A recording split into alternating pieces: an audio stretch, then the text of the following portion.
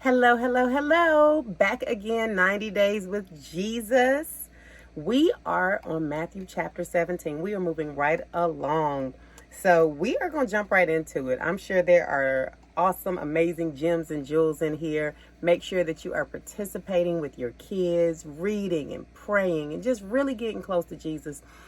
Be an example unto them, and kids, be an example to your parents. Sometimes you have to teach them. Maybe you have to remind your parents or whoever you live with or your friends or your siblings, hey, don't forget it's 90 Days with Jesus. We have to read our chapter.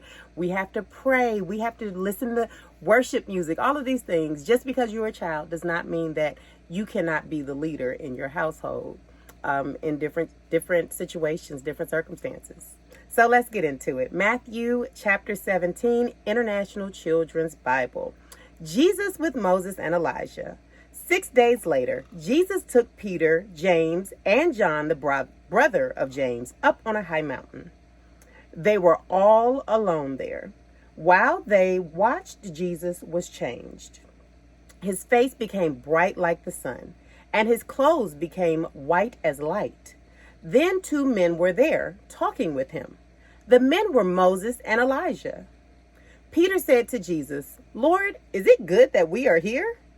If you want, I will put 3 tents here, one for you, one for Moses, and one for Elijah." While Peter was talking, a bright cloud covered them. A voice came from the cloud. The voice said, "This is my son, and I love him, and I am very pleased with him. Obey him." The followers with Jesus heard the voice. They were so frightened that they fell to the ground. But Jesus went to them and touched them. He said, "Stand up. Don't be afraid." When the followers looked up, they saw Jesus was now alone. When Jesus and the followers were coming down the mountain, Jesus commanded them, "Don't tell anyone about the things you saw on the mountain. Wait until the Son of Man has been raised from death. Then you may tell." The followers asked Jesus,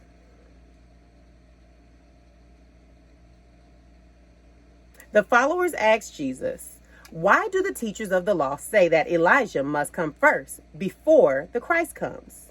Jesus answered, "They are right to say that Elijah is coming. And it is true that Elijah will make everything the way it should be. But I tell you, Elijah has already come. People did not know who he was. They did to him everything they wanted to. It will be the same with the Son of Man. Those same people will make the Son of Man suffer."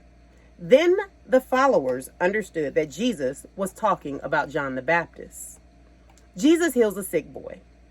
Jesus and his followers went back to the crowd. A man came to Jesus and bowed before him. The man said, "Lord, please help my son. He has epilepsy and is suffering very much. He often falls into the fire or into the water. I brought him to your followers, but they could not cure him." Jesus answered, "You people have no faith. Your lives are all wrong. How long must I stay with you? How long must I continue to be patient with you? Bring the boy here." Jesus gave a strong command to the demon inside the boy. Then the demon came out and the boy was healed. The followers came to Jesus when he was alone. They said, "Why couldn't we force the demon out?" Jesus answered, "You were not able to drive out the demon because your faith is too small. I tell you the truth. If your faith is as big as a mustard seed, you can say to this mountain, 'Move from here to there,' and the mountain will move. All things will be possible for you." That kind of spirit comes out only if you use prayer and give up eating. Jesus talks about his death. Later, the followers met together in Galilee. Jesus said to them, "The Son of Man will be given into the control of some men. They will kill him, but on the 3rd day, he will be raised from death." And the followers were filled with sadness. Jesus talks about paying taxes. That's a jump. Jesus and his followers went to Capernaum. There, some men came to Peter. They were the men who collected the temple tax. They asked, "Does your teacher pay the temple tax?" Peter answered, "Yes, Jesus pays the tax." Peter went into the house where Jesus was. Before Peter could speak, Jesus said to him, "The kings on earth collect different kinds of taxes. But who are the people who pay the taxes? Are they the king's children? Or do others pay the taxes? What do you think?" Peter answered, "Other people pay the taxes." Jesus said to Peter, "Then the children of the king don't have to pay taxes.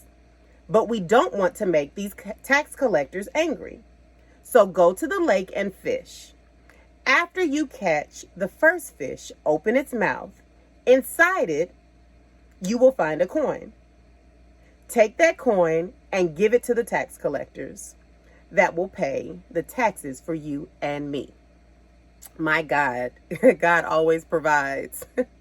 There are a lot of interesting pieces in here. I do encourage you to go back, with your children, children with your parents. Pull them in and say, "Hey, I don't understand that. Can you explain this to me? Or can we read more about it? Can we do an internet search?" You might be able to help your parents research and use the internet better than they can. So you may be a vast help in your household on studying the word and learning more about God.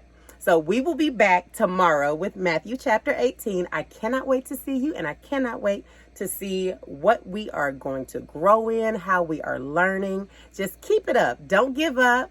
We are getting through these chapters, and we are just growing, and God is going to do great things in us. Be blessed. See you tomorrow.